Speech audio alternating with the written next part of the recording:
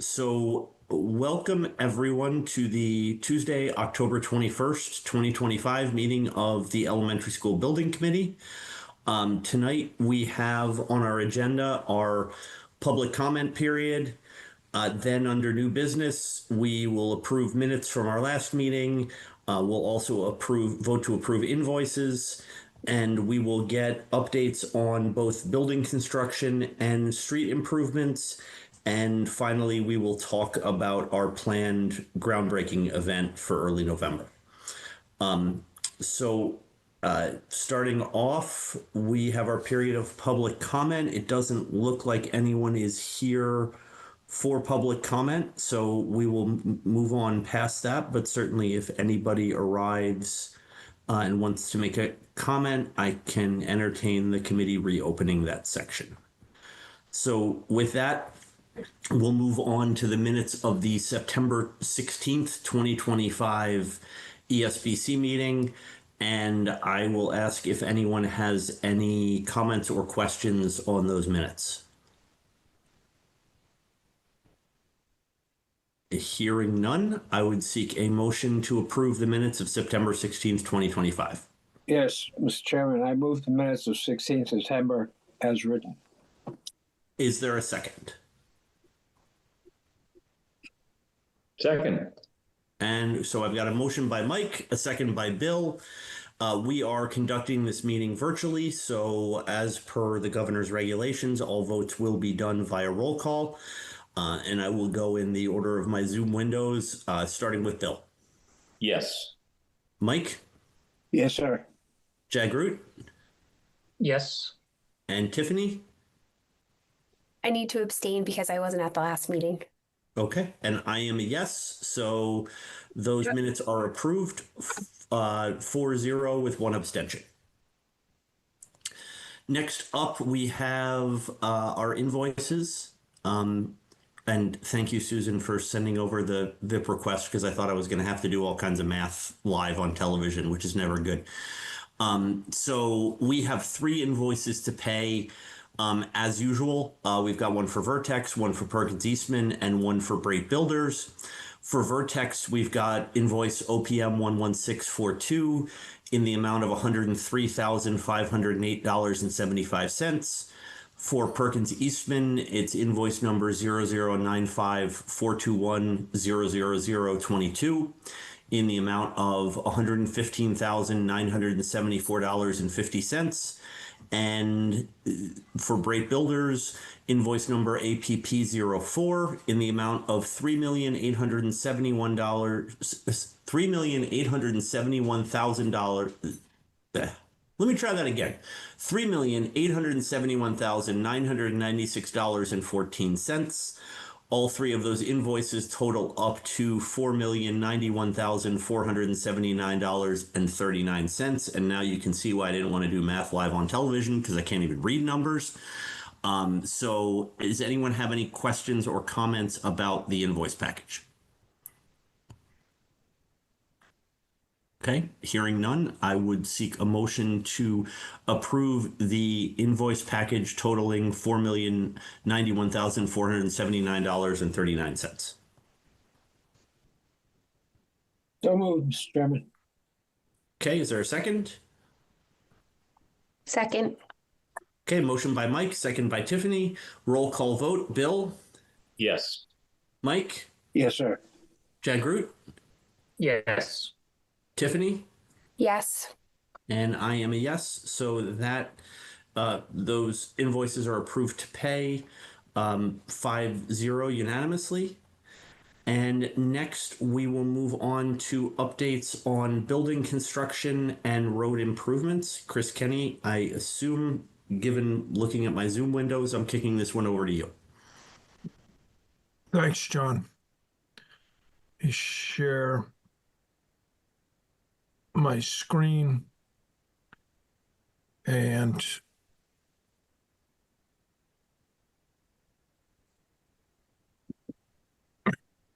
everyone see the project dashboard, Project Health. So we went through this last month. This is our typical dashboard.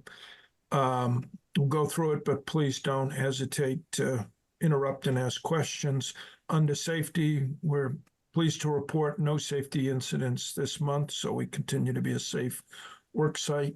In terms of schedule, no changes. The contract substantial completion date remains October 21st, 2027. The budget or no budget issues, we remain on budget. The expenditures to date, which was in the VIP package, is $18,336,316, about 11.5% of the commitments to date. So quality testing and inspections are ongoing, both at the subgrade level for the preparation of the road and et cetera, as well as the rebar and concrete work. We'll have pictures in a minute that'll show that work. Observation non-conformance items that come with the consultant's field reports are being addressed and picked up and closed as we proceed. Nothing to report of significance at this point for this month. FF&E tech and security, nothing, no issues yet. That work will be coming. And then overall, no issues. The foundation work, I think last month we talked about the potential for being held from starting, but we're well underway, which you'll see. Foundation work in areas A and B are underway, and the building inspector's release of areas C and D is pending, but he's been involved in on-site observations, so is aware of how the work is proceeding. With that, we can go and show. Actually, Chris, maybe we could just pause on the dashboard just to see if anybody has any questions. I don't have a question, but is it possible to make the whole screen the one that you're showing? Because we can see the next slide as well. It takes Oh, yeah, you're in presenter mode. Yeah. Thank you. Okay, let me try that again. And share screen 2. How's that? Much better. Great. Sorry, I thought I was. Any questions on the first? The road work is, we've had our first owner engineer contractor meeting. They're proceeding with submittals at this point and getting everything lined up for their work. No work really is anticipated this fall. Most of the work they're preparing for will happen in the spring as soon as school is out and they can hit it hard. There might be some tree removal and erosion control that's put out this fall. We'll keep you posted as that work proceeds. Chris, I did also just want to highlight for the committee's benefit. I know we've corresponded about a couple of these things.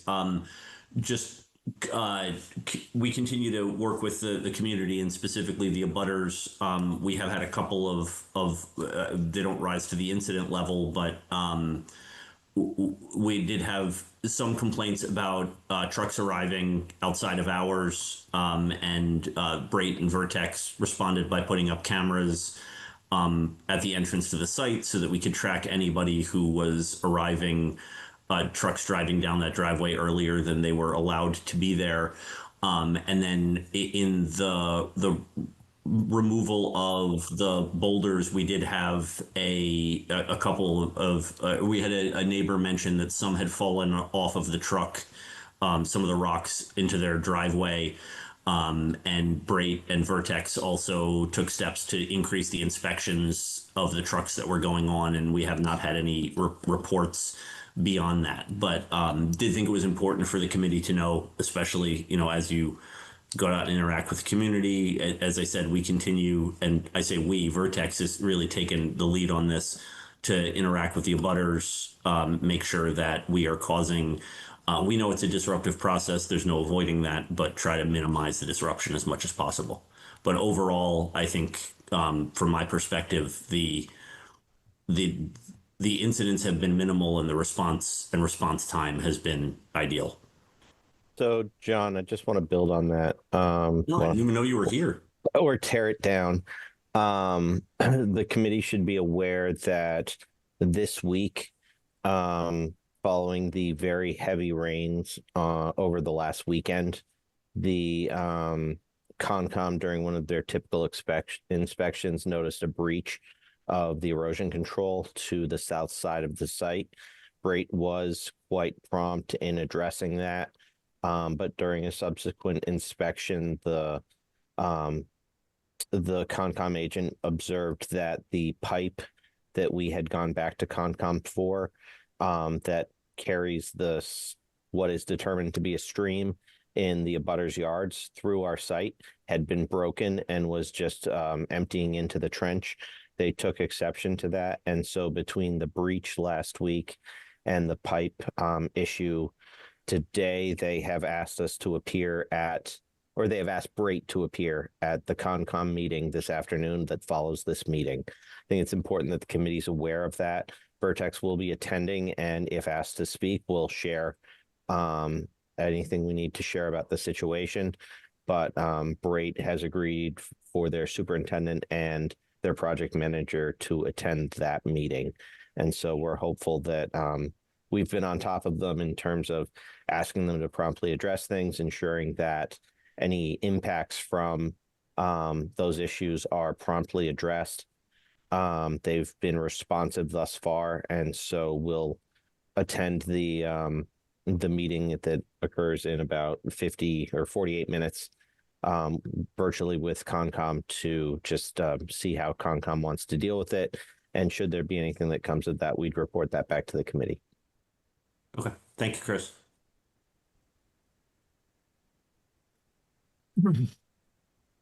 Moving on, I think last month we showed the overall site plan for the preparation. We've moved into the actual concrete placement plans because that's the work that's occurring right now. To the left is Area A, which is the most southeast portion of the new school. To the right is Area B.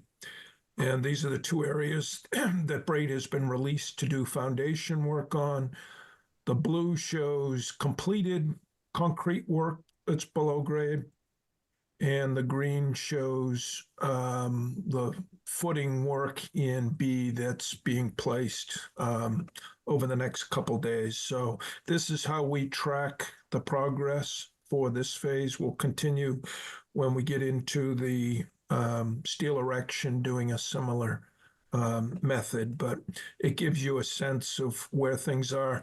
The photographs that are going to follow this will also help show in real time in 3D what these lines mean. Major work, the modular block retaining wall that runs along the south side of the site has been installed. I think we're 2 courses short of topping off, and they're waiting to be able to backfill the foundation to be able to do some grading on the other side. But the abutters on the left side and this retaining wall on the right side. In addition to that work on site, there's been a lot of activity with trenching and installing utilities, sewer, stormwater, etc., have been put in place. The goal for the contractor is to get these placed in the roadway so they can prepare and put binder down before the asphalt plants close in the middle of November. And it's just going to make everybody's life from a maintenance, but also keeping roads clear much easier. The plan for them is to base pave from Hayden Row Street all the way back to where their contractor parking is. So it's quite a bit of roadway that they want to get in this fall. Couple images of the footing and formwork and the reinforcing that's going in. in buildings, areas A and B. This just shows the footing concrete placement with the reinforcing in. The mock-up base was put in, the framing was done, and the sheathing was done. Waterproofing will come next, and the windows and curtain wall that goes into this will be arriving in the next several weeks. So we'll start to see that come to shape. On the right is the waterproofing going in at the foundation wall, which will allow the backfilling of this foundation and the completion of the roadway grading and modular retaining wall. Again, images of some of the drainage structures that are being installed with the utilities and a foundation in area A. This is looking out, so this is on the inside of the building looking out, and all of this gets backfilled up to what is a slab on grade. This corner here is the cistern for the fire pump water that is essentially a basement space underneath the slab on grade.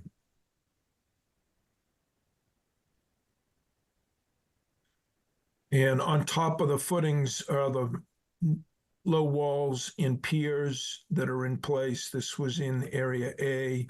All those items in blue that was shown, this is the representation of that.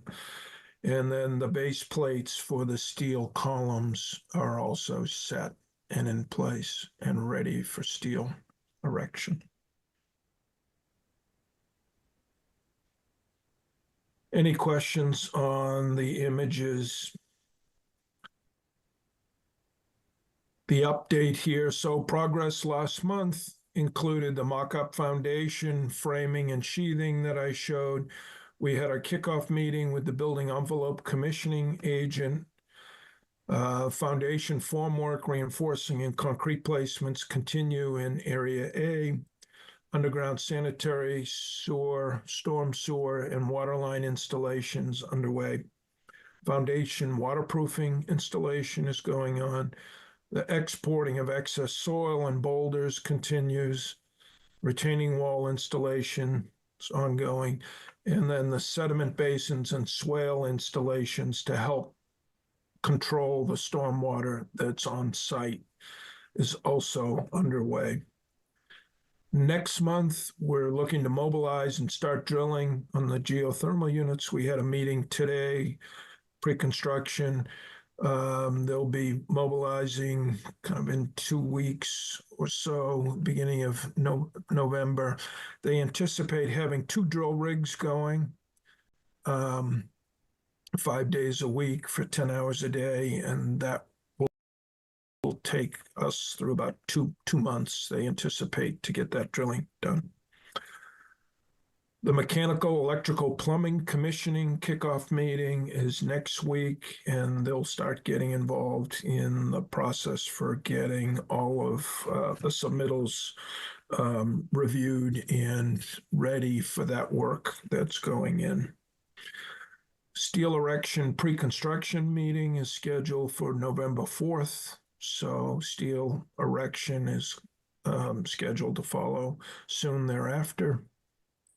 We have a groundbreaking schedule for November 4th in the afternoon from 3 to 4 p.m. We're working with the district to finalize the program and plans for that, but that's happening. We have a slide at the end to go through some details. Foundation formwork, reinforcing concrete placements for areas C and D pending foundation permit from the building inspector. Continuation of the underground sewer and water utility installation, as well as the electric duct bank. That's what was started last week, and they're looking to put that in over the next couple of weeks to get that in under the pavement so they can do their binder. Roadway prep and asphalt binder course will follow the utilities. And then the erosion control, sedimentation basin, and swale stabilization. So they'll come back out and stabilize both the basins that are put in as well as all the swales that are helping divert and control stormwater on site. Any questions about the progress from last month or anticipated for this month? Going through the change order update, no new change orders for this group this month. PCOs, we're in the process of getting the next batch of PCOs approved with Perkins Eastman, and we'll have those ready for reporting on the next meeting. Nothing to date has been presented that's over the threshold per our original memorandum of approval letters. So we're in good shape with those as we move through. Just a note here, the estimated PCO log is about 142,000, but those are some numbers in there that are probably conservative holds once an issue comes up that will work itself through the process. We try to track worst case just to keep on top of things. In terms of the budget update, no new architects amendments being presented. As John mentioned, the expenditures this month were $115,975, bringing their total expenditures to date for the architect to $7.6 million, about 62% of their commitment, their contract value. Similarly, on the OPM side, no new amendments this month, and our expenditures to date are $1.3 million, about 27.4% of the overall contract value to date. And then the contractor's construction contract, again, we've incorporated the change orders from last month, 33,850 in, to bring their construction contract value to $102,303,850. And their billings minus the retainage to date are $7.8 million, or about 7.7% of their total contract. One item to point out there is that at the last meeting, we discussed that we were tracking potentially an overage related to the geotechnical observation. That's the geotech engineer being on site to ensure that they have excavated to the appropriate depth. We've advanced on site a lot of that excavation to the point where they're nearly complete at this time. And from the last update we had from Perkins Eastman, it was uncertain if we would actually need to come back to the committee and ask for additional funding for a little bit of extra geotech observation. It's still possible that that comes up when we get to the latter part of the project and we're talking about things like parking lots and roadways. But at the moment, we are just tracking that in the background, but we're not anticipating bringing it for you anytime soon. Okay. If there are no questions, we'll advance to talking about the groundbreaking. Great. So the plan for November is from November 4th, said 3 to 4 p.m. The ceremony will be located at the gate that is the egress from the site to the Marathon School parking area, which provides kind of safe access for people to park and come into the site without getting too deep into the site. As I said, the backdrop could be some heavy equipment. There will be piles of dirt. We'll have shovels for people to toss ceremonially their shovel full of dirt to get started. A couple talking points that Perkins Eastman identified for the MSBA staff, town's values of community, innovation, sustainability that were important to this project. A learning environment that feels warm, personal, and connected to nature. And then a building that is net zero ready, fully electric, and passive house certified, are kind of the main points. So we've sent this off. We're still waiting to hear who from the MSBA will be attending. And we're working with Evan, Tim, and Susan and John on getting the details of this all worked out for the event.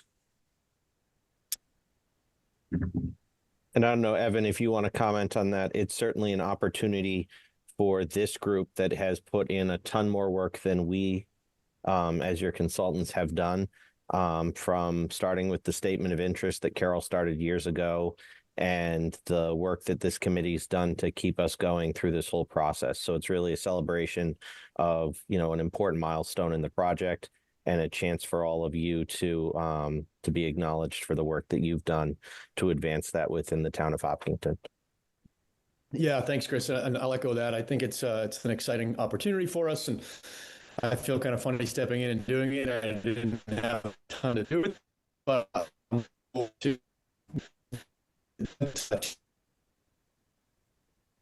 the media, the flyer families, each going to be bringing in some things for their newsletters for families to be able to see about the with John on who's going to speak. I think John might say words. I'll say a few words, or school committee might say something. Nancy, I know I'm going to talk with you about that.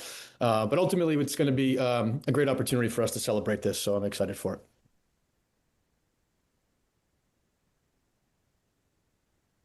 Okay. Great. John, that's all we had. And if there's any questions, we certainly have time to answer any questions, both in this presentation, but also the information that we sent out ahead of this, the monthly report, et cetera, that had a little more detail in it. Does anyone have any other questions related to groundbreaking or anything? Okay. I do want to just add one note to supplement what Chris presented. As part of the MSBA process, we submit a change order log every so often. It's part of the final determination of your reimbursements, and it speaks to the 1% that's typically allowed for change orders. We're preparing to submit our first one, which is going to come before the project funding agreement bid amendment goes out. It typically comes with a letter that will be sent to all of you as well as the town manager when it is approved, that will speak to what was and was not approved. It's nothing to overreact or underreact to. It's one step in the overall process. And from that, they'll take participation in credits and costs when that comes through. So don't be surprised when it comes through as a very formal letter addressing your change order. It's just a small drop in the overall process, and every amount that is above or below, or especially every negative amount that comes through that, it just means that you're not spending as much on the project as you originally planned to. Okay. Thanks for the heads up. All right, then if there is nothing else, I would seek a motion to adjourn. So moved. Is there a second? Second, Mr. Chairman. Okay, then we will go roll call. Starting with Bill. Yes. Yes. Mike. Yes, sir. Jagruut. Yes. Tiffany. Yes. And Nancy. Yes. And I am a yes. So we are adjourned at 6:30 on the dot. Thank you, everyone. Thank you to HCAM for broadcasting as always, and we will see you at our next meeting. Actually, no, we will see you. Hopefully, we will see you at the groundbreaking. That's going to be before our next meeting. So, Right. Thank you. have a good night, everyone. Bye. Thank you. Good night. Thanks. Recording